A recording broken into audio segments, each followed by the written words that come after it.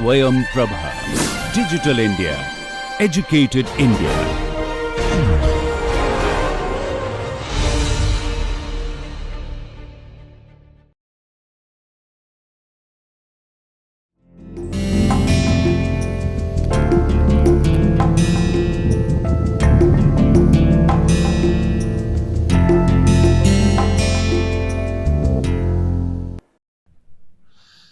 नमस्कार, मैं डॉक्टर दिग्विजय सिंह, सहायक प्राध्यापक विधि एवं शासन प्रणाली पीठ, दक्षिण बिहार केंद्रीय विश्वविद्यालय गया।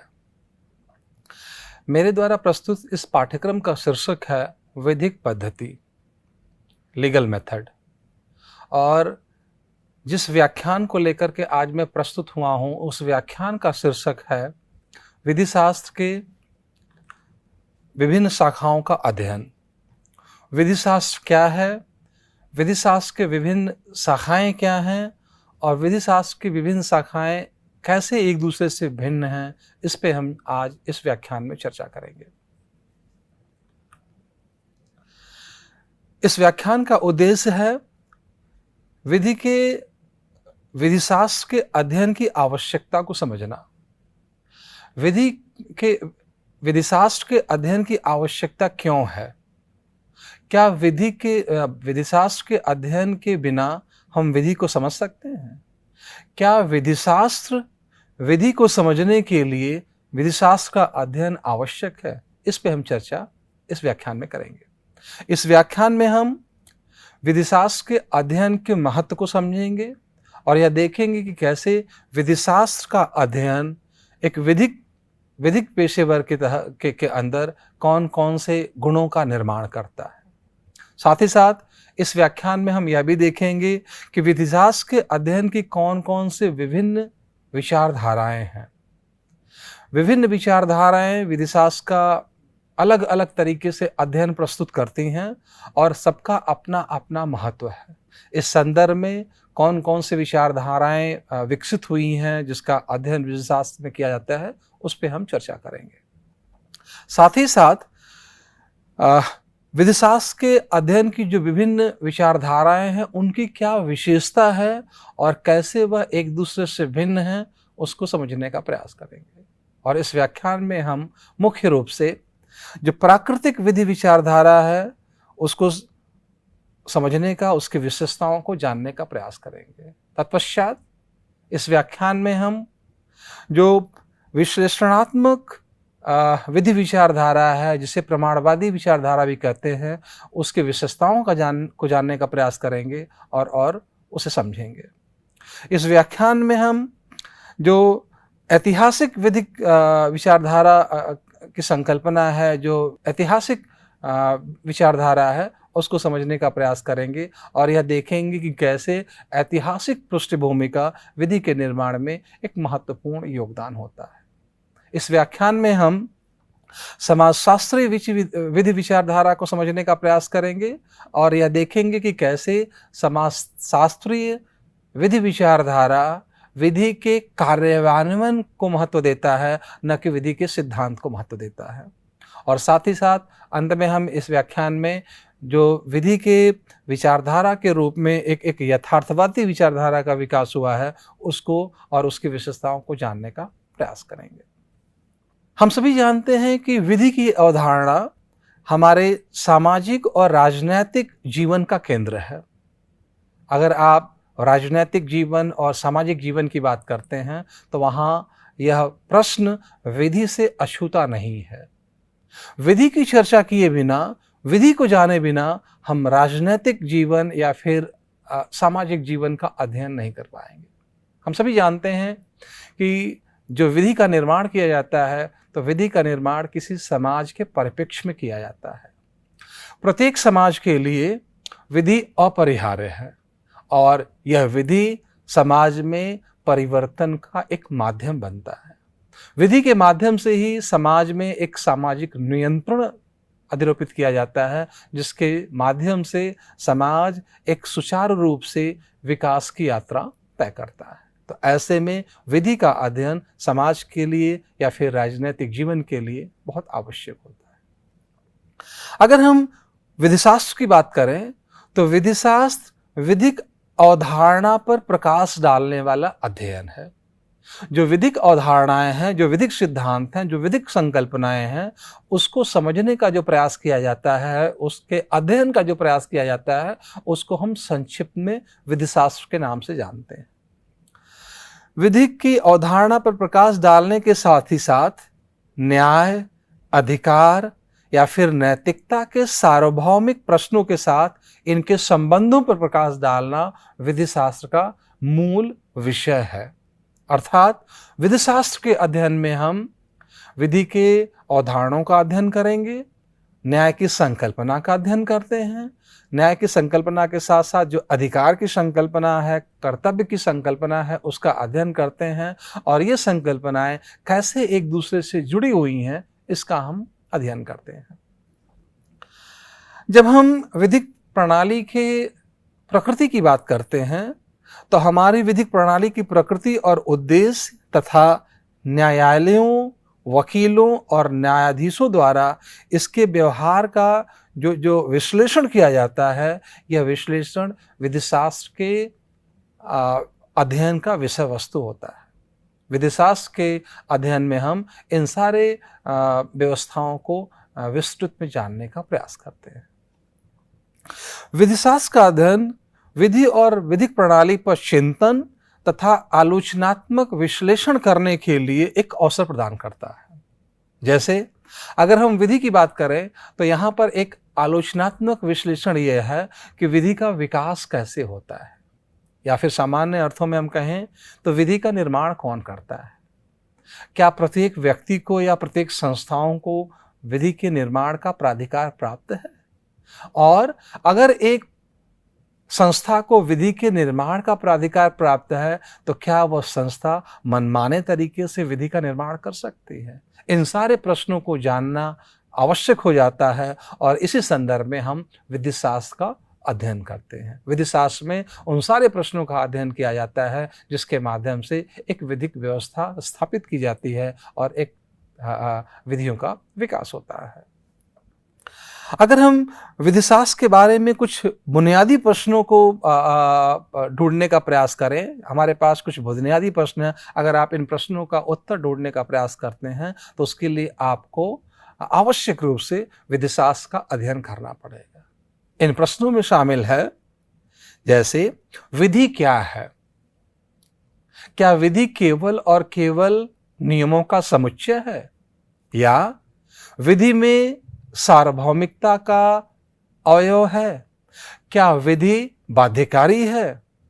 क्या विधि का उल्लंघन सदैव दंड के योग्य होता है? इन सारे प्रश्नों का जब हम अध्ययन करते हैं तो हम मूलतः विधिशास्त्र का अध्ययन करते हैं और एक विस्तृत अर्थ में यह जानने का प्रयास करते हैं कि विधि क्या है।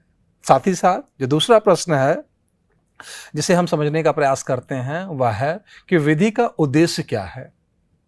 विस्तृत अर्थों में संकल्पनात्मक स्तर पर जब हम सैद्धांतिक स्तर पर यह जानने का प्रयास करते हैं कि विधि का उद्देश्य क्या है, तब संभवतः हम विधिशास्त्र का अध्ययन करते हैं। क्योंकि जब विधि का निर्माण किया जाता है तो हम सभी जानते हैं कि विधि का निर्माण राज्य के एक अंग जिसे विधायिका कहते हैं, विधायिका के द्वारा विधि का निर्माण किया जाता है। और विधि निर्माण करने से के पीछे एक उद्देश्य समाहित होता है। जब हम उन उद्देश्यों को जानने का प्रयास करते हैं या फिर उन उद्देश्यों को जान लेते हैं तो हम इस निष्कर्ष पर पहुंच सकते हैं कि वह उद्देश्य राज्य की इच्छा का प्रतिबिंब है। अर्थात विधि के माध्यम से राज्य अपनी इच्छा को अधिरोपित करता है। जैसे अगर हम उदाहरण के रूप में देखें, अगर किसी राज्य में किसी व्यक्तियों के किसी एक आचरण को अपराध की श्रेणी में रखा जाता है, विधि बना करके विधायिका यह निर्धारित करती है कि यह जो आचरण है वो अपराध है और इससे किए जाने पर व्यक्ति को दंडित किया जाएगा। तो ऐसे समाज में जो राज्य की इच्छा है वह राज्य की इच्छा है कि उस विशिष्ट व्यक्तिगत आचरण को प्रतिसिद्ध किया जाए और उसे अपराध की श्रेणी में रखा जाए और इसके माध्यम से उस आचरण को रोकने का प्रयास किया जाए। अर्थात हम कह सकते हैं कि जो विधि का उद्देश्य होता है, विधि के उद्देश्य में राज्य की इच्छा निहित होती है या राज्य की इच्छा उसमें परिलक्षित होती है। इसके साथ ही साथ यह प्रश्न उठता है कि क्या कोई भी चीज विधि हो सकती है? क्या एक व्यक्ति जो अपने व्यक्तिगत क्षमता के अधीन एक नियम बनाता है वह विधि है? और अगर वह विधि है तो वह विधि किसके लिए है? अगर वह विधि नहीं है तो वह विधि क्यों नहीं है? या फिर और प्रश्न हो सकता है कि कौन सी चीज है जो किसी विधि को वैधानिकता प्रदान करता है? अगर विधायिका के द्वारा बनाई गई विधि को वैधानिकता प्रदान किया गया है, वैधानिक माना जाता है, तो उसका साधारण सा अर्थ यह है कि यह विधि उस विधायिका के द्वारा बनाई गई है जिसे विधि को बनाने का प्राधिकार प्राप्त है। अर्थात विधि की वैधता इस बात पर निर्भर करती है कि विधि को बनाने वाली जो संस्था है उसे प्राधिकार है या नहीं है। कभी कभी हम देखते हैं कि जब विधि को बनाने का प्राधिकार विधायिका को दिया गया है और कार्यपालिका के द्वारा जब विधि का निर्माण किया जाता है तो विधायिका कहती है कि कार्यपालिका विधायिका के कार्यक्षेत्र में हस्तक्षेप कर रहा है। अर्थात विधि की वैधानिकता इस बात पर निर्भर करती है कि विधि का निर्माण किस प्राधिकारी द्वारा और किस प्राधिकार के अधीन किया गया है। और साथ ही यहाँ पर एक प्रश्न और यह भी हो सकता है कि क्या सदैव विधियों का पालन करना व्यक्तियों का कर्तव्य है? अगर हम किसी विधि का पालन नहीं करते हैं तो क्या हम विधि का उल्लंघन करते हैं और क्या हम दंड के भागी हैं? या फिर कुछ ऐसी विधियां हो सकती हैं जिसे हम नैतिक विधि या फिर रूढ़िगत विधि भी कहते हैं, जिसके पालन न करने पर हमें दंडित नहीं किया जाता है। तो इस प्रश्न का भी उत्तर अगर हमें जानना है तो हमें विधि शास्त्र का अध्ययन करना होगा। और साथ ही साथ एक और प्रश्न यहाँ पर है कि क्या विधि का कोई संबंध न्याय के साथ है? न्याय और विधि का आपस में क्या संबंध है?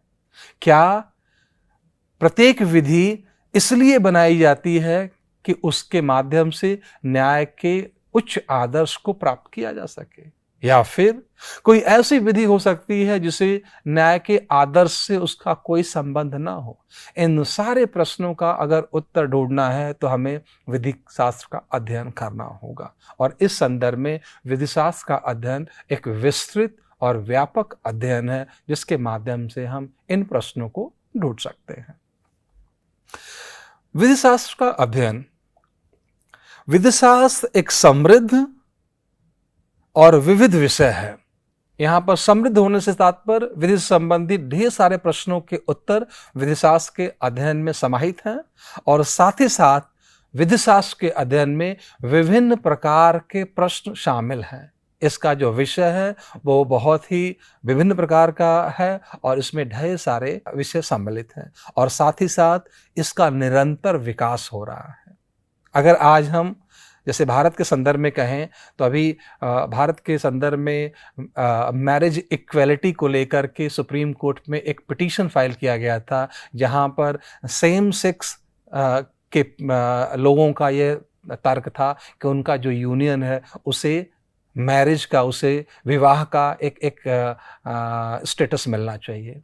अब ऐसी स्थिति में विधिशास्त्र के समक्ष यह प्रश्न उठता है, विधिशास्त्र को यह अध्ययन करना होगा कि क्या प्रत्येक यूनियन को हम विवाह का यूनियन मान सकते हैं? क्या प्रत्येक यूनियन विवाह का यूनियन है? इस मामले में उच्चतम न्यायालय ने सेम सेक्स पीपल के बीच में जो यूनियन है, जो समूह है, उसे विवाह का दर्जा नहीं दिया था, क्योंकि जो विवाह की संस्था है वह एक सामाजिक संस्था है और इसका एक मूलभूत आवश्यकता यह है कि विवाह हमेशा दो विपरीत लिंग वाले व्यक्तियों के बीच संपन्न होती है। ऐसे में विधि शास्त्र के समक्ष हमेशा और हमेशा एक नया प्रश्न उठता है कि विधि का क्या अर्थ है और कैसे हम इसको लागू कर सकते हैं। इसके साथ ही साथ जब हम किसी समाज के संदर्भ में समाज की विधियों और उसके विधिक सिद्धांतों की सुसंगत अवधारणा को ठीक से समझना चाहते हैं तो उसके लिए हमें विधि शास्त्र का अध्ययन करना पड़ता है। जैसे भारत के संदर्भ में एक संकल्पना बहुत तेजी से विकसित हुई है पिछले कुछ वर्षों में, और वह संकल्पना है एकांतता का अधिकार। क्या एकांतता का अधिकार एक निश्चित समय के बाद एकाएक भारतीय समाज में मान्यता प्राप्त करता है, या इसका एक इतिहास रहा हुआ है? कैसे एकांतता के अधिकार को पूर्व में उच्चतम न्यायालय ने स्वीकार नहीं किया था, और बाद में वही उच्चतम न्यायालय एकांतता के अधिकार को व्यक्ति के मौलिक अधिकार का भाग मानता है और राज्य पर यह दायित्व अधिरोपित करता है कि व्यक्तियों के एकांतता के अधिकार को सुरक्षित किया जाए, उसे संरक्षित किया जाए। तो इस तरह से जो विधिक अवधारणाएं हैं, यह एक विकसित विधिक अवधारणाएं हैं, और इसके अध्ययन के लिए विधिशास्त्र का अध्ययन करना बहुत ही आवश्यक हो जाता है। इसके साथ ही साथ अगर हम विधिशास्त्र के अध्ययन की बात करें तो विधिशास्त्र का अध्ययन 3 तरीके से किया जा सकता है। यहाँ पर 3 प्रकार के अध्ययन है विधिशास्त्र के अध्ययन के लिए। एक को हम कहते हैं विधिक सिद्धांत, जो कि वर्णनात्मक प्रकृति का है, वर्णनात्मक विधिक सिद्धांत का अध्ययन, मानक विधिक सिद्धांत का अध्ययन, या फिर कह सकते हैं आलोचनात्मक अध्ययन। हम जब विधि शास्त्र का अध्ययन करते हैं तो वर्णनात्मक विधि शास्त्र के अध्ययन में हम यह समझने का प्रयास करते हैं कि विधि क्या है, विधि क्यों है, और इसके क्या परिणाम हैं, या फिर हम संभवतः तथ्यों के बारे में जब अध्ययन करते हैं तब कहा जाता है कि हम वर्णनात्मक अध्ययन कर रहे हैं। दूसरी तरफ विधिशास्त्र का मानक अध्ययन भी हो सकता है। मानक अध्ययन में हम विधिक सिद्धांत का इस संबंध में अध्ययन करते हैं कि विधि क्या होना चाहिए, और जब हम विधि क्या होना चाहिए या फिर विधि कैसी होनी चाहिए इस प्रश्न को ध्यान में रखते हैं और अध्ययन करते हैं, तो अध्ययन सामान्यतः एक मूल्य के बारे में अध्ययन होता है। और यहाँ जो तीसरे प्रकार का अध्ययन है विधिशास्त्र का, उसे हम आलोचनात्मक अध्ययन कहते हैं, जिसमें आलोचनात्मक विधिक सिद्धांत विधिशास्त्र की बुनियाद पर सवाल खड़ा करता है और हमेशा एक आलोचना प्रस्तुत करता है कि यह सिद्धांत क्यों विकसित हुआ है, या फिर किसी सिद्धांत की क्या उपयोगिता है। इस संदर्भ में हम विधिशास्त्र के अध्ययन का प्रयास करेंगे। विधिशास्त्र के अध्ययन का क्या महत्व हो सकता है? इस बिंदु पर आने से पहले हम ये समझ लें कि विधि शास्त्र का अध्ययन विधि के सिद्धांतों का अध्ययन है, विधि की संकल्पनाओं का अध्ययन है। तो विधि को विस्तृत रूप में जानने के लिए विधि की संकल्पनाओं का अध्ययन, या फिर कहें कि विधि की अवधारणाओं का अध्ययन बहुत आवश्यक हो जाता है। ऐसे में हमें यह जानने का प्रयास करना चाहिए कि विधि की संकल्पनाओं या फिर विधि की अवधारणाओं के अध्ययन से का क्या महत्व है, इसे हमें क्या फायदा हो सकता है। अगर हम विधि शास्त्र के अध्ययन के महत्व की बात करें तो विधि शास्त्र के अध्ययन का अपना अलग महत्व है, और हम इस महत्व को निम्नलिखित बिंदुओं से समझ सकते हैं। उसमें पहला है, विधिशास्त्र का अध्ययन मानव मस्तिष्क की चिंतनशीलता को प्रखर बनाता है। अर्थात विधिशास्त्र का अध्ययन हमारी तार्किक शक्ति को बढ़ाता है। हम किसी विधिक मामले को कैसे समझते हैं, कैसे हमारी तार्किक क्षमता का विकास होता है, इसके लिए विधि शास्त्र का अध्ययन बहुत आवश्यक हो जाता है। साथ ही साथ विधि शास्त्र का अध्ययन विधिक अवधारणाओं के तार्किक विश्लेषण का विकास करता है। जो विधिक अवधारणाएं हैं वो किस तरह से विकसित होती हैं, विधिक अवधारणाएं क्यों विकसित होती हैं, विधिक अवधारणाएं किन परिस्थितियों में विकसित होती हैं, इन सारे प्रश्नों को जानने के लिए विधि शास्त्र का अध्ययन हमारे लिए महत्वपूर्ण हो जाता है। साथ ही साथ जो विधि शास्त्र का अध्ययन है, विधि शास्त्र का अध्ययन व्यक्ति के व्यक्तिगत विकास के लिए आवश्यक हो जाता है। अगर हम विधि शास्त्र के अध्ययन की बात करें तो विधिक पेशे से संबंधित जो पेशेवर है, जिसमें न्यायाधीश हैं, जिसमें वकील हैं, जिसमें शिक्षकगण हैं, जिसमें छात्र हैं, इन सबों के व्यक्तित्व के विकास के लिए विधिशास्त्र का अध्ययन बहुत ही महत्वपूर्ण हो जाता है। क्योंकि विधि शास्त्र के अध्ययन से इन व्यक्तियों के अंदर एक तार्किक क्षमता का विकास होता है और एक तार्किक क्षमता के आधार पर वह विधि का विश्लेषण करने में सक्षम होते हैं, सफल होते हैं। साथ ही साथ जब हम विधि शास्त्र के अध्ययन की बात करते हैं और उसके महत्व की बात करते हैं, तो विधि शास्त्र के अध्ययन से विधि के विभिन्न विषयों के अध्ययन के दृष्टिकोण में सुधार आता है।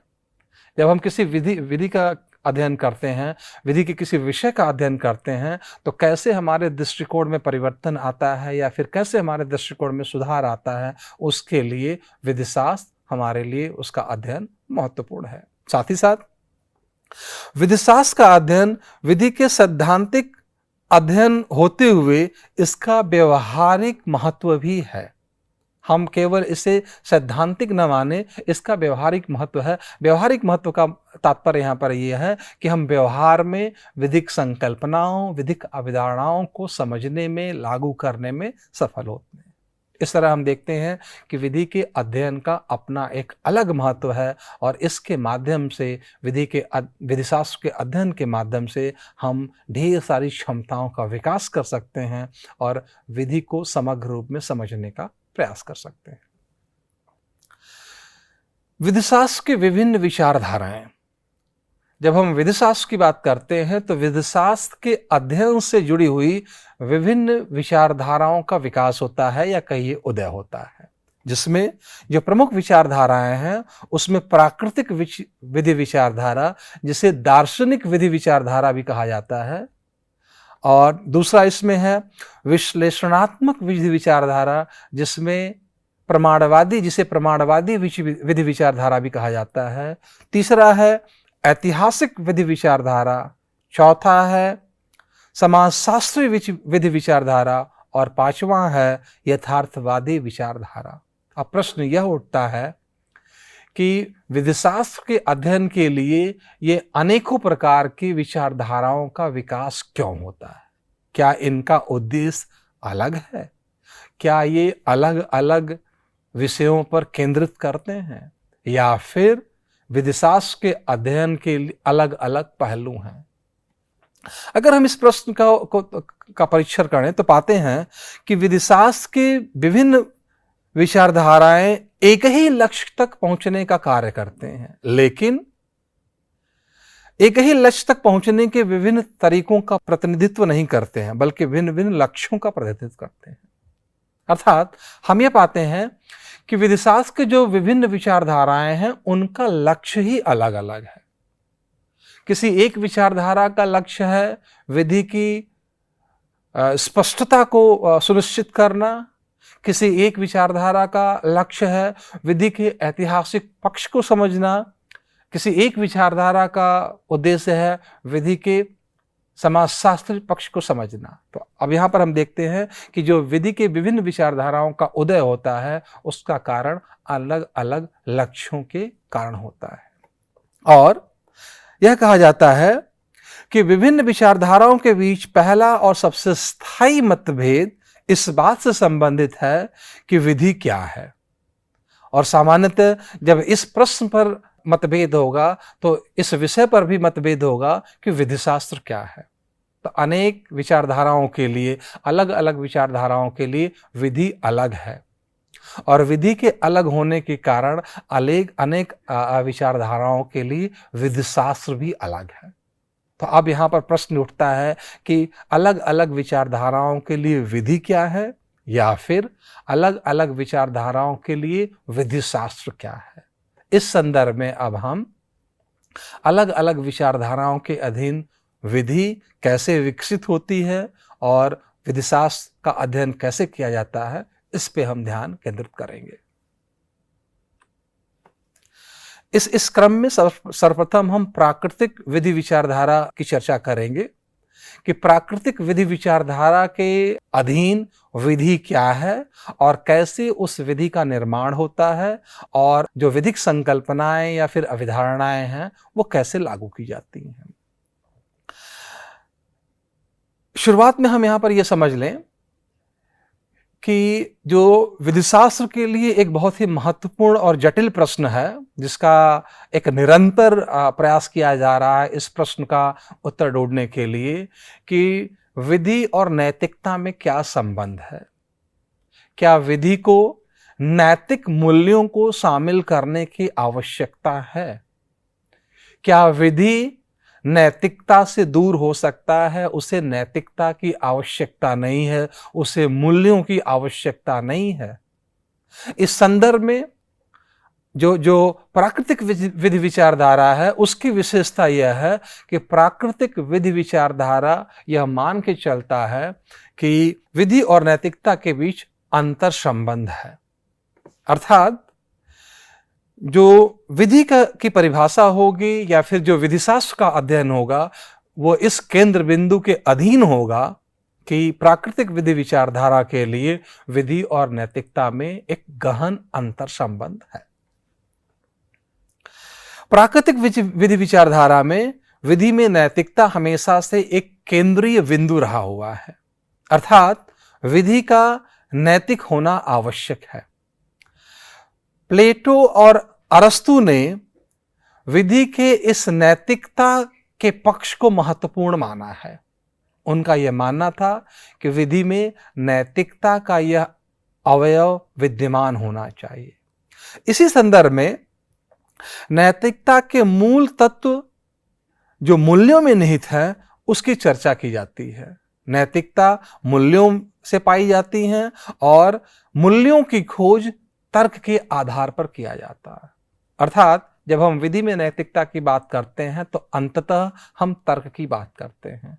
विधि में तार्किकता होनी चाहिए। अगर विधि में तार्किकता नहीं है, विधि तर्क पर आधारित नहीं है, तो उस विधि में नैतिकता नहीं है, उस विधि में मूल्य नहीं है, और ऐसे विधि को प्राकृतिक विधि विचारधारा के अधीन विधि नहीं माना जाता है। अगर हम थॉमस एक्विनास की बात करें तो थॉमस एक्विनास ने प्राकृतिक विधि को 4 भागों में बांटा है, जिसमें पहला है शाश्वत विधि, दूसरा है प्राकृतिक विधि, तीसरा है दैवीय विधि और चौथा है मानवीय सकारात्मक विधि, और इनके बीच उन्होंने अंतर स्थापित किया है। थॉमस एक्विनास के अनुसार शाश्वत विधियां वह विधियां हैं जिसको जो शाश्वत रूप में उपस्थित होती हैं और जो कभी परिवर्तनीय नहीं होती हैं। हम किसी भी परिस्थिति में इन शाश्वत विधियों का नजरअंदाज नहीं कर सकते। दूसरी तरफ जो प्राकृतिक विधियां होती हैं, प्राकृतिक विधि तर्क पर आधारित होती है और तार्किकता के माध्यम से प्राकृतिक विधि को पाया जाता है। तीसरा यहाँ पर दैवी विधि है। दैवी विधि का तात्पर्य उस विधि से है जिसे ईश्वर के द्वारा बनाया गया है, अर्थात ईश्वर के द्वारा मनुष्य को दिया गया है, और उसे एक शब्द में हम तर्क के रूप में जानते हैं।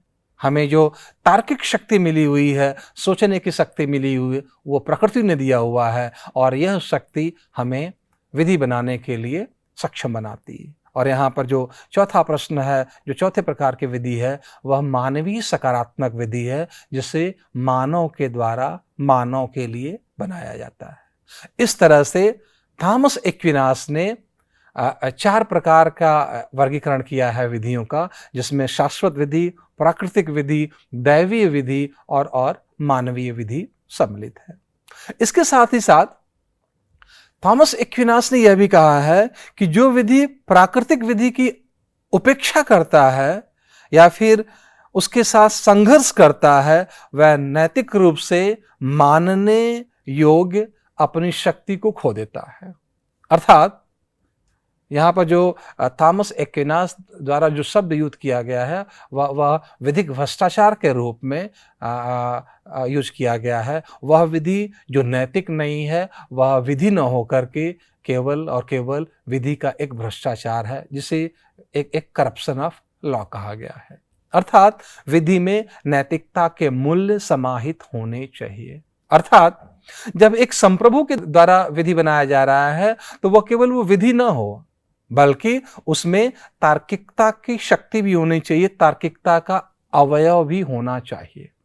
अगर विधि तार्किक नहीं है अतार्किक है, अनरीजनेबल है, तो ऐसे विधि को यहाँ पर उचित विधि नहीं मानी जाती है। तो इस संदर्भ में अरस्तु, प्लेटो और उसके बाद थॉमस एक्विनास के जो विचार हैं वो आपस में मिलते जुलते हैं और उन्होंने विधि में नैतिकता के जो अवयव है उसको चिन्हित किया है और उसको विधि का एक महत्वपूर्ण भाग माना है।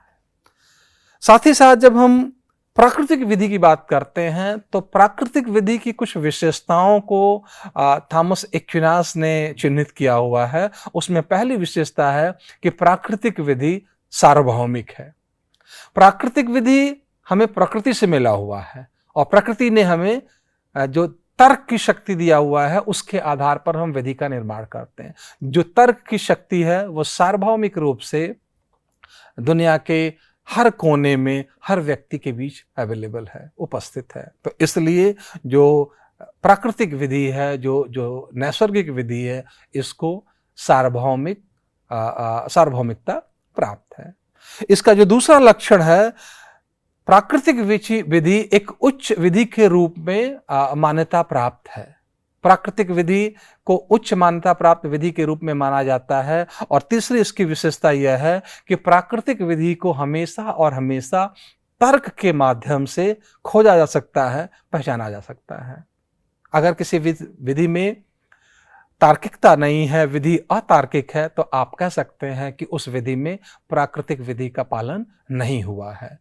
तो विधि के निर्माण में, विधि के विकास में नैतिकता का, मूल्यों का बहुत ही अमूल्य योगदान है और यह नैतिकता, ये मूल्य तर्क पर आधारित होते हैं, तर्क पर विकसित होते हैं। तो इस तरह आप देखते हैं कि प्राकृतिक विधि विचारधारा के लिए जो विधि की परिभाषा है वह तर्क के आधार पर, नैतिकता के आधार पर और मूल्यों के आधार पर दी जाती है। अर्थात इनके लिए जो विधि की परिभाषा होगी, उस विधि की परिभाषा में विधि को आप नैतिकता से अलग नहीं कर सकते।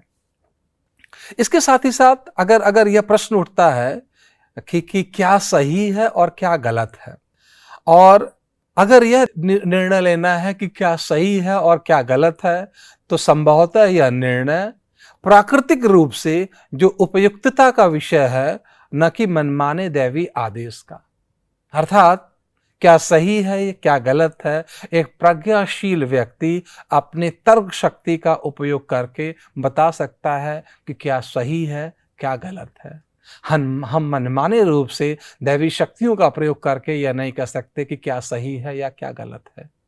और इसीलिए कहा भी गया है कि इस अर्थ में जो विधि है वह विधि तर्क है और कुछ नहीं। विधि रीजन पर आधारित है, विधि को तर्क के माध्यम से पहचाना जा सकता है, खोजा जा सकता है। अगर हम प्राकृतिक विधि विचारधारा की बात करें तो प्राकृतिक विधि विचारधारा में एक अस्पष्टता रही हुई है और अस्पष्टता इस संदर्भ में रही हुई है कि प्राकृतिक विधि विचारधारा के अधीन विधि का विकास कहाँ से होता है या फिर विधि का निर्माण कहाँ से होता है। वहां पर विधि के ढेर सारे अवयव को पहचानने का प्रयास किया गया है। विधि में मूल्य हो, विधि में नैतिकता हो, विधि को हम तर्क के आधार पर पहचान सकते हैं, ये सारी बात की गई। लेकिन विधि का निर्माण कौन करता है, विधि के निर्माण करने का प्राधिकार क्या है, इसका प्रश्न नहीं होता है, इस प्रश्न का उत्तर नहीं मिलता है। और इसीलिए जो प्राकृतिक विधि विचारधारा है, इसका एक अंधयुग आता है जब प्राकृतिक विचारधारा को लोग नहीं मानते। लेकिन यहाँ पर यह जानना आवश्यक है कि लगभग 2000 वर्षों तक प्राकृतिक विधि विचारधारा का अपना एक वर्चस्व रहा है, अपनी एक अनिवार्य उपस्थिति रही हुई है।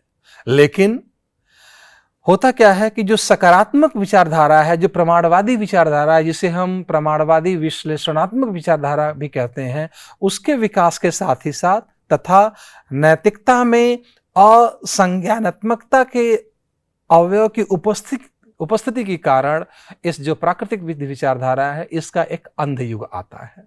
और अगर हम देखें तो प्राकृतिक विधि के अंधयुग के बाद यहाँ पर दो कारण हैं जिसके जो महत्वपूर्ण हैं, जिसके कारण प्राकृतिक विधि विचारधारा का एक अंधयुग आता है। वह है विश्लेषणात्मक प्रमाणवादी विचारधारा का उदय, और दूसरा है नैतिकता में असंज्ञानात्मकता। नैतिकता को बहुत ही स्पष्ट अर्थों में या शब्दों में परिभाषित नहीं किया जाता, यह व्यक्तिगत या फिर आप कहिए सब्जेक्टिव रूप से परिभाषित किए जाते हैं। इसमें ऑब्जेक्टिविटी का जो अवयव है वह नहीं पाया जाता है। लेकिन इसके पश्चात एक फिर से प्राकृतिक विधि विचारधारा की पुनर्स्थापना होती है, और उसमें कुछ कारक हैं जो महत्वपूर्ण हैं। उसमें पहला कारक है मानवाधिकार की संकल्पना का अस्तित्व में आना। मानवाधिकार की संकल्पना के अस्तित्व में आने के बाद ही जो न्यूरेमबर्ग ट्रायल होता है, न्यूरेमबर्ग ट्रायल में जो नैतिकता को महत्व प्राप्त होता है, उसके माध्यम से, या फिर आप कहिए कि जो प्राकृतिक विधि विचारधारा में जो वेरिएबल कंटेंट, परिवर्तनशील सामग्री का जो विकास होता है, उसके साथ साथ प्राकृतिक विधि विचारधारा का फिर से उदय होता है। और साथ ही साथ जो सबसे महत्वपूर्ण कारक है वह कारक यह है कि 20वीं सदी के मध्य में अनेक देशों में संविधान का निर्माण, उन संविधान के निर्माण के माध्यम से अनेक देशों में व्यक्तियों के प्राकृतिक अधिकारों के संरक्षित किए जाने का प्रावधान किया गया है, जिसके माध्यम से प्राकृतिक विधि विचारधारा का फिर से उदय होता है। और अगर हम देखें तो प्राकृतिक विधि के जो सामग्री है, जिसको लेकर के विवाद था, जिसके आधार पर प्राकृतिक विधि विचारधारा की आलोचना की जाती है, उस सामग्री का विकास किया जाता है। इसके पश्चात प्राकृतिक विधि विचारधारा अपने आप को पुनर्स्थापित करती है। अगर हम प्राकृतिक विधि विचारक जॉन फिनुस की बात करें तो उन्होंने प्राकृतिक विधि के संदर्भ में अच्छाई के साथ बुनियादी मापदंड स्थापित किए हैं।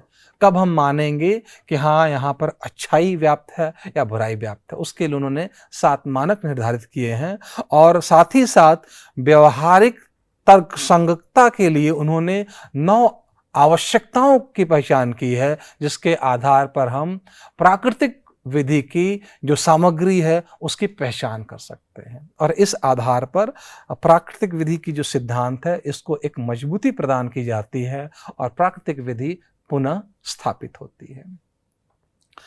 इसी के साथ साथ जो 2 डिबेट रहे हुए हैं, एक हार्ट और फुलर डिबेट और दूसरा हार्ट और डेवलिन डिबेट, जिसके माध्यम से प्राकृतिक विधि की जो विचारधारा है इसके पुनर्स्थापित होने में एक महत्वपूर्ण विकास होता है और प्राकृतिक विधि फिर से पुनर्स्थापित होती है। प्राकृतिक विधि विचारधारा के पश्चात अब हम विश्लेषणात्मक विधि विचारधारा की चर्चा करेंगे। हम सभी जानते हैं कि प्राकृतिक विधि विचारधारा के लिए जो अंधकार युग आया था, उस अंधकार युग के आने का कारण था विश्लेषणात्मक प्रमाणवादी विधि विचारधारा का उदय होना। विश्लेषणात्मक विधि विचारधारा के अनुसार विधिक प्रणाली की मुख्य विशेषता यह है कि इसे विधायकों, न्यायाधीशों आदि द्वारा निर्धारित किया जाता है। जो प्राकृतिक विधि विचारधारा की समस्या थी, वह समस्या यह थी कि विधि का निर्माण कौन करता है। इस समस्या का समाधान विश्लेषणात्मक प्रमाणवादी विचारधारा में मिलता है, जब विश्लेषणात्मक प्रमाणवादी विचारधारा यह कहता है कि विधि का निर्माण विधायिका के द्वारा और कुछ परिस्थितियों में न्यायपालिका के द्वारा किया जाता है। अगर हम प्रोफेसर एच.एल.ए. हार्ट के सिद्धांत की चर्चा करें तो प्रोफेसर एच.एल.ए. हार्ट ने विश्लेषणात्मक प्रमाणवाद या प्रत्यक्षवाद के सामान्य बिंदुओं को चिन्हित किया हुआ है, जिसके आधार पर हम यह समझ सकते हैं कि यह विश्लेषणात्मक प्रमाणवादी विचारधारा क्या है। उसमें पहला बिंदु है कि विधि संप्रभु का आदेश है। इस विचारधारा के माध्यम से विधि के एक निश्चित स्रोत को प्राप्त करने का प्रयास किया गया है। प्राकृतिक विधि विचारधारा में विधि कहाँ से निर्मित होती है, विधि कौन बनाता है, इस संदर्भ में उतनी स्पष्टता नहीं थी, और उस अस्पष्टता को दूर करते हुए प्राकृतिक विधि विचारधारा की उस कमी को पूरा करते हुए विश्लेषणात्मक प्रमाणवादी विचारधारा यह प्रतिस्थापित करता है कि जो विधि है वह संप्रभु का आदेश है। प्रत्येक राजनीतिक समाज में एक संप्रभु होता है, वह उस राजनीतिक समाज का अवर वर्ग होता है और वह प्रवर वर्ग के लिए विधि का निर्माण करता है और उसे संप्रभु कहा जाता है और उस विधि का उस समाज में अन्यों के द्वारा पालन किया जाता है। तो पहला बिंदु यहाँ पर है विश्लेषणात्मक प्रमाणवादी विचारधारा को समझने के लिए कि यहाँ पर विधि संप्रभु के आदेश के रूप में परिलक्षित होती है। दूसरा बिंदु यहाँ पर है जो कि प्राकृतिक विधि विचारधारा के ठीक विपरीत है। विधि और नैतिकता के बीच कोई आवश्यक संबंध नहीं है। प्राकृतिक विधि विचारधारा में विधि और नैतिकता के बीच एक गहरा संबंध स्थापित किया गया है, लेकिन प्रमाणवादी विचारधारा में विधि और नैतिकता के बीच संबंध नहीं माना गया है। विधि को नैतिकता से अलग माना गया है। और विधि को नैतिकता से अलग मानने के लिए जो विचारक हैं, जिनको हम जर्मी बेंथम के नाम से जानते हैं, जर्मी बेंथम ने विधिशास्त्र को दो भागों में विभाजित किया है। एक को उन्होंने नाम दिया है एक्सपोजिटोरियल ज्यूरिस्प्रूडेंस और दूसरे को उन्होंने नाम दिया है सेंसोरियल ज्यूरिस्प्रूडेंस। उन्होंने एक्सपोजिटोरियल ज्यूरिस्प्रूडेंस को विधिशास्त्र के अध्ययन का विषय वस्तु नहीं माना है और सेंसोरियल ज्यूरिस्प्रूडेंस को उन्होंने विधिशास्त्र के अध्ययन का विषय वस्तु माना है। यहाँ पर एक्सपोजिटोरियल और सेंसोरियल विधिशास्त्र का तात्पर्य यह है कि विधि क्या है और विधि क्या होनी चाहिए, इसमें अंतर है। जब हम कहते हैं कि विधि क्या है, तब यहाँ पर विधि का नैतिकता से कोई संबंध नहीं है। लेकिन जब हम यह कहते हैं कि विधि क्या होना चाहिए, तो आवश्यक रूप से विधि का नैतिकता के साथ संबंध स्थापित हो जाता है। इसके बाद प्रोफेसर एच.एल.ए. हार्ट के अनुसार जो तीसरा बिंदु है वह है विधिक अवधारणाओं का विश्लेषण समाजशास्त्री और ऐतिहासिक जांच से अलग है। जब आप विधिक अवधारणाओं का विश्लेषण करते हैं तो विधिक अवधारणाओं का विश्लेषण ऐतिहासिक घटनाओं के विश्लेषण या फिर समाजशास्त्री जो विश्लेषण है उससे अलग है। अर्थात जब हम केवल और केवल विधिक अवधारणाओं का विश्लेषण करते हैं तभी हम विधिशास्त्र का अध्ययन करते हैं, ऐसा माना जाएगा। अगर आप ऐतिहासिक घटनाओं का विश्लेषण करते हैं या फिर समाजशास्त्री घटनाओं का विश्लेषण करते हैं तो उसे विधिशास्त्र के अध्ययन का भाग नहीं माना जाएगा। इसके साथ ही साथ जो विश्लेषणात्मक विधि विचारधारा है उसके अधीन विधिक प्रणाली को एक बंद तार्किक प्रणाली के रूप में पहचान मिली है, जिसको क्लोज्ड लॉजिकल सिस्टम के रूप में जाना जाता है। अर्थात विधि का जब निर्माण होता है तो विधि के निर्माण के पश्चात जब विधि का विश्लेषण करते हैं तो उस विधि का विश्लेषण उस विधि के अधीन ही किया जाता है। अर्थात जो उस विधि में तर्क समाहित हैं उन तर्कों के अधीन किया जाता है। विधि से इतर जाकर के तर्कों का उपयोग नहीं किया जाता है।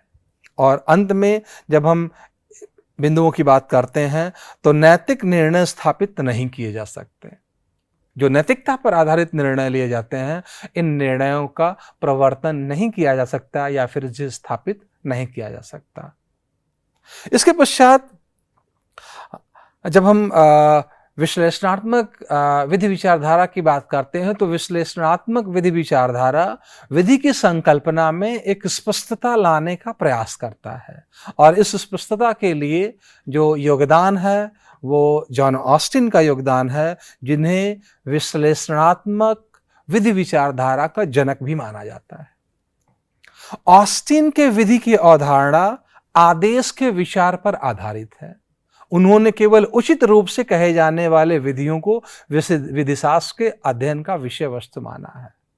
उन्होंने माना है कि विभिन्न प्रकार की विधियां हो सकती हैं, लेकिन विधिशास्त्र का विषय वस्तु केवल वह विधि होगा जिसे उचित रूप से पारित किया गया है, जिसे संप्रभु के आदेश के रूप में पारित किया गया है। अर्थात वह विधि जो परंपरा के रूप में विकसित हुई है, जो रूढ़ियों के रूप में विकसित हुई है, जो अन्य प्रकार से विकसित हुई है, वह विधि अपने आप में एक प्रामाणिक विधि नहीं है, और प्रामाणिक विधि न होते हुए उसे विधिशास्त्र के अध्ययन का विषय वस्तु नहीं माना जाएगा। अगर हम ऑस्टिन के विधि की परिभाषा देखें तो ऑस्टिन के अनुसार विधि संप्रभु का समादेश है या आदेश है, जिसे शास्त्री द्वारा समर्थित किया गया है। अर्थात ऑस्टिन के विधि की परिभाषा में 3 तत्व समाहित हैं। पहला तत्व यह है कि विधि एक आदेश है, एक समादेश है। ऐसा आदेश संप्रभु के द्वारा दिया जाता है, और अगर संप्रभु के आदेश का पालन नहीं किया जाता है तब वहां पर शास्ति अर्थात दंड का प्रयोग किया जाएगा। अब प्रश्न यह उठता है कि आदेश क्या है या समादेश क्या है?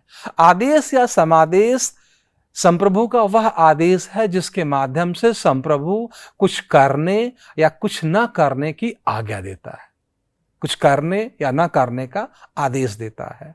अगर संप्रभु ने किसी चीज को किसी कार्य को करने का आदेश दिया है तो हमारा दायित्व है कि हम उस कार्य को करें, और अगर संप्रभु ने किसी कार्य को न करने का आदेश दिया है तो हमारा दायित्व है कि हम उस कार्य को न करें। और इस संदर्भ में जब हम संप्रभु की बात करते हैं तो किसी राजनीतिक समाज में संप्रभु वह है जो राजनीतिक रूप से उस समाज में उच्च वर्ग है। उच्च वर्ग ने, अवर वर्ग ने निम्न वर्ग के लिए विधियों का निर्माण किया हुआ है, और जो निम्न वर्ग है उसके लिए यह आवश्यक है कि वह उच्च वर्ग के आदेशों का पालन करे। इस तरह से विधि बनाई जाती है और विधियों का निर्माण किया जाता है। इसके साथ ही साथ जो विश्लेषणात्मक विधि विचारधारा है उसमें विधि के जो उसमें बाध्यता का जो पहलू है उस पर भी ध्यान केंद्रित किया गया है, और यह प्रावधान किया गया है कि अगर संप्रभु के आदेश की अवहेलना की जाती है, अगर संप्रभु के आदेश को नहीं माना जाता है, तो ऐसे में जो संप्रभु है वह व्यक्ति को दंडित करने का प्राधिकार रखता है।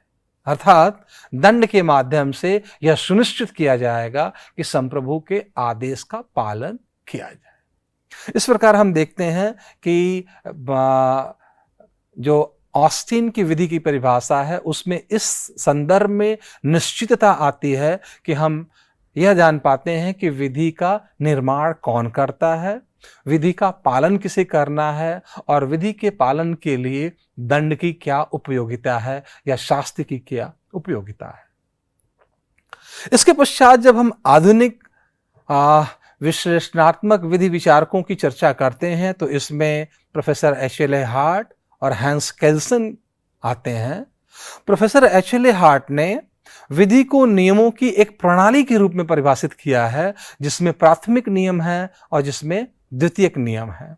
प्राथमिक नियम और द्वितीयक नियम के माध्यम से विधिक प्रणाली का विकास होता है।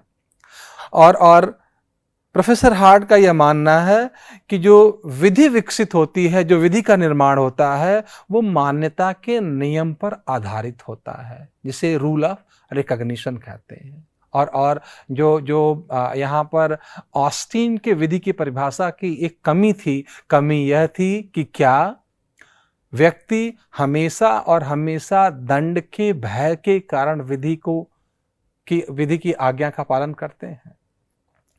इस संदर्भ में एचएल हार्ट का कहना था कि जब हम इसे एक नियम का मानक मानते हैं तो नियम के मानक के रूप में एक उत्तरदायित्व उत्पन्न होता है, जिसके माध्यम से विधियों का पालन किया जाता है। अर्थात विधियों का पालन हमेशा और हमेशा केवल दंड के भय से नहीं किया जाता है, बल्कि व्यक्ति द्वारा वह विधि अपने ऊपर अधिरोपित की जाती है और उसके अधीन दायित्वों का निर्वहन करने के लिए प्रयास किया जाता है। इसके पश्चात हम जब केल्सन की बात करते हैं तो केल्सन ने विधि के विशुद्ध सिद्धांत की संकल्पना का प्रतिपादन किया है। प्योर थियरी ऑफ लॉ की उन्होंने बात की है, और उन्होंने विधि की संकल्पना के संदर्भ में मूल मानक को स्थापित करने का प्रयास किया है, जिसे उन्होंने ग्रैंड नॉर्म के नाम से परिभाषित किया हुआ है। मूल मानक का तात्पर्य ऐसे मानक से है कि जो अपने आप में सर्वोच्च है और जिसकी वैधता को हम मान करके चलते हैं, और अन्य मानक मूल मानक से अपनी प्राधिकार प्राप्त करते हैं। इस मूल मानक के संदर्भ में केल्सन का कहना है कि जो विधि है वो मानकों का एक क्रम है और हर मानक अपने से उच्च मानक के अधीन प्राधिकार प्राप्त करता है। इसके पश्चात जब हम ऐतिहासिक विधि विचारधारा की बात करते हैं तो ऐतिहासिक विधि विचारधारा के जो जनक हैं वो कार्ल वॉन सैवनी हैं, और सैवनी का यह मूल विश्वास था कि विधि लोगों की आत्मा में स्थित होता है, जिसे उन्होंने वोगजिस्ट का नाम दिया, जिसे विधि को समाज का जो गठन है, समाज की जो अभिव्यक्ति है उसके बीच पाया जाता है, जिसके लिए उन्होंने समाज की अंतश्चेतना का उपयोग किया हुआ है। समाज की चेतना, समाज की अंतश्चेतना विधि के रूप में परिलक्षित होती है, और इस संदर्भ में उनका मानना है कि विधि का निर्माण नहीं किया जाता है, अपितु विधि स्वतः ही विकसित होती है। अगर हमको विधिशास्त्र का अध्ययन करना है और हमें यह जानना है कि विधि कैसे विकसित होती है, तो इस संदर्भ में जो ऐतिहासिक विधि विचारधारा है उसका यह मानना है कि हमें किसी एक समाज के संदर्भ में उसके ऐतिहासिक पक्ष को जानना पड़ेगा, और उस ऐतिहासिक पक्ष के संदर्भ में हम यह जान पाएंगे कि उस समाज में विधि का विकास कैसे होता है। सैवनी ने विधि को लोगों की सामान्य चेतना की अभिव्यक्ति से उच्च नहीं माना है, अर्थात विधि से ऊपर जो है वह लोगों की सामान्य चेतना है। लोगों की सामान्य चेतना, जिसे वोगजिस्ट के नाम से जाना जाता है, वह वोगजिस्ट विधि के रूप में परिलक्षित होती है। इसके पश्चात जो दूसरे विचारक हैं जो ऐतिहासिक विधि विचारधारा से संबंध रखते हैं, उसमें हैं sir Henry main. Sir Henry main ने सर्वप्रथम एक तुलनात्मक दृष्टिकोण प्रस्तुत किया था और यह जानने का प्रयास किया था कि दो अलग अलग समाजों में विधि का विकास कैसे होता है।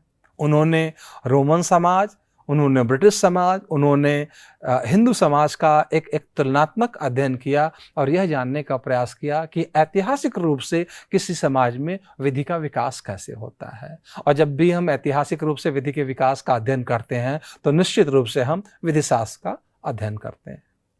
सर हेनरी मेन के अनुसार दो प्रकार के समाज होते हैं, एक को उन्होंने स्थिर समाज का नाम दिया और दूसरे को उन्होंने प्रगतिशील समाज का नाम दिया।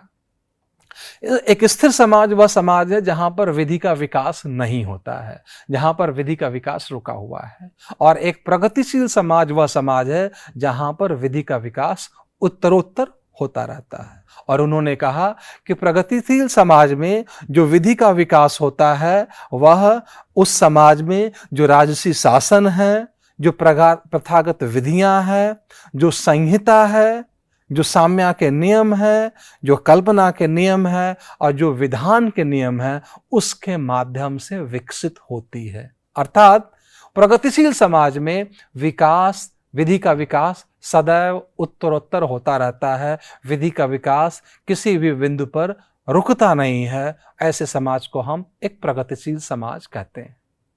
अपने अध्ययन के दौरान जब उन्होंने ढेर सारे समाजों की आपस में तुलना की थी तो उन्होंने पाया था कि उस समय दुनिया में केवल कुछ ही समाज थे जिन्हें प्रगतिशील समाज का दर्जा दिया जा सकता है, जिसमें रोमन समाज, ब्रिटिश समाज आदि सम्मिलित थे। इसके पश्चात जब हम समाजशास्त्रीय विधि विचारधारा की बात करते हैं तो समाजशास्त्रीय विधि विचारधारा समाज के संदर्भ में विधिक संकल्पना को जानने का प्रयास करता है। हम सभी जानते हैं कि विधि का निर्माण एक समाज के संदर्भ में किया जाता है। विधि समाज के सेवक के रूप में बनाई जाती है। विधि के माध्यम से समाज में सामाजिक नियंत्रण स्थापित करने का प्रयास किया जाता है। ऐसे में समाजशास्त्रीय विधि विचारधारा का दावा है कि विधि को उसके सामाजिक संदर्भ के अलावा किसी अन्य संदर्भ में नहीं समझा जा सकता है। विधि की अवधारणा को ठीक से समझने के लिए समाजशास्त्रीय विश्लेषण की आवश्यकता है और इसके लिए रॉस्को पाउंड, जिसे समाजशास्त्रीय विधि विचारधारा का जनक माना जाता है, उन्होंने पुस्तकों में जो उपलब्ध विधि है और कार्यवाही में जो विधि है उसमें अंतर स्थापित किया हुआ है और उन्होंने कहा कि इन दोनों विधियों में एक अंतर है और उस अंतर को दूर करने का प्रयास किया जाना चाहिए। अर्थात द लॉ इन बुक्स और लॉ इन एक्शन में जो गैप है, जो अंतर है, उसे दूर करने का प्रयास किया जाना चाहिए। रॉस्को पाउंड ने इस गैप को पूरा करने के लिए जो सिद्धांत प्रतिपादित किया उसे सोशल इंजीनियरिंग का सिद्धांत, सामाजिक अभियांत्रिकी का सिद्धांत कहते हैं। और सामाजिक अभियांत्रिकी के सिद्धांत में विभिन्न हितों का टकराव होता है और हितों के टकराव की स्थिति में विधि का यह कर्तव्य है कि टकराव में इस तरह से सामंजस्य स्थापित करे कि कम से कम नुकसान हो। यही सामाजिक अभियांत्रिकी का एक सिद्धांत है। इसके साथ साथ अगर हम दुर्खीम के सिद्धांतों की बात करें तो उन्होंने विधि और सामाजिक एकजुटता पर ध्यान आधारित किया है। उन्होंने सोशल सॉलिडारिटी की बात की है। उन्होंने हमारे एक सोशल इंटरडिपेंडेंस की बात की है कि समाज में हम किस तरह से एक दूसरे पर आश्रित हैं। और जो एहरलिच हैं, उन्होंने जीवंत विधि का सिद्धांत दिया है, अर्थात समाज में उत्तरोत्तर विकास के साथ विधि का भी विकास होता रहता है। विधि की संकल्पना एक जीवंत संकल्पना है। अंत में हम जो यथार्थवादी विचारधारा है उसको समझने का प्रयास करते हैं। यथार्थवादी विचारधारा के अनुसार विधिक अवधारणाएं, चाहे वह आदेश हो, नियम हो या मापदंड हो या कोई भी अन्य मानक हो, वास्तव में उसका कोई आधार नहीं है, उनका वास्तविकता से कोई संबंध नहीं है। और इस संबंध में जो विधिक यथार्थवादी हैं, अमेरिकन यथार्थवादी हैं, वह संशयवादी कहलाते हैं, क्योंकि वह जो विधि के स्रोत हैं, विधि के जो मानक हैं, उस पे संशय व्यक्त करते हैं, उस पे वो डाउट करते हैं। विधिक यथार्थवादी व्यवहारिकतावादी और व्यवहारवादी होते हैं, जो विधि के क्रियान्वयन पर जोर देते हैं। अमेरिकी यथार्थवादियों ने विधि को अधिक समाजशास्त्रीय रूप से क्रियान्वित करने का प्रयास किया और उसके लिए उन्होंने लॉ इन एक्शन पर ध्यान दिया है, लॉ इन रियलिटी पर ध्यान दिया है और इसके लिए विधि के निर्माण में, विधि के विकास में न्यायालय की भूमिका पर इन्होंने ध्यान केंद्रित किया है। अमेरिकी यथार्थवादी न्यायिक निर्णय लेने में न्यायालय के जो भूमिका होती है, न्यायाधीशों की जो भूमिका होती है, उसके समाजशास्त्रीय अध्ययन या फिर उसके मनोवैज्ञानिक अध्ययन पर ध्यान केंद्रित करते हैं और इसके माध्यम से विधि के विकास को समझने का प्रयास करते हैं। हम देखते हैं कि इस व्याख्यान में हमने विधिशास्त्र के अध्ययन की आवश्यकता को समझा, क्यों विधिशास्त्र का अध्ययन हमारे लिए आवश्यक है। साथ ही साथ हमने विधिशास्त्र के अध्ययन के महत्व को जाना, विधिशास्त्र के अध्ययन से हमें क्या फायदे हो सकते हैं, क्या लाभ हो सकते हैं, किस तरह से हम अपनी तार्किक शक्ति का विकास कर सकते हैं और विधिक संकल्पनाओं को एक विश्लेषणात्मक रूप से समझ सकते हैं, उसके लिए विधिशास्त्र का अध्ययन हमारे लिए महत्वपूर्ण है। हमने संक्षिप्त में विधिशास्त्र के अध्ययन के विभिन्न विचारधाराओं और उसमें जो प्रमुख अंतर है उसको जानने का प्रयास किया और किस तरह से विधिशास्त्र की विभिन्न विचारधाराएं अपनी अपनी विशेषताओं को लेकर के अग्रसर होती हैं और विधि को परिभाषित करने और विधि के अध्ययन के लिए विधिशास्त्र को केंद्रित करने का प्रयास करती है। इसके साथ ही साथ हमने इस व्याख्यान में प्राकृतिक विधि विचारधारा की जो विशेषताएं हैं उसको जानने का प्रयास किया, किस तरह से विधि और नैतिकता में संबंध स्थापित किया गया है इसको जानने का प्रयास किया, तथा विश्लेषणात्मक विधि विचारधारा के अधीन विधि और नैतिकता में किस तरह से संबंध स्थापित नहीं किया गया है उसको जानने का प्रयास किया। हमने विधि के ऐतिहासिक पक्ष को ऐतिहासिक विधि विचारधारा में जानने का प्रयास किया तथा विधि के समाजशास्त्रीय पक्ष को विधि के जो समाजशास्त्रीय विधि विचारधारा है उसमें जानने का प्रयास किया। हमने इस व्याख्यान में यथार्थवादी विचारधारा के अंतर्गत अमेरिकन यथार्थवादी विचारधारा को जानने का प्रयास किया और हमने ये जानने का प्रयास किया कि वास्तव में विधि के निर्माण और विधि के विकास में न्यायालयों की क्या भूमिका है। अमेरिकन यथार्थवादी विचारधारा के अनुसार मुख्य रूप से विधि न्यायालयों के द्वारा विकसित की जाती है या निर्मित की जाती है। धन्यवाद।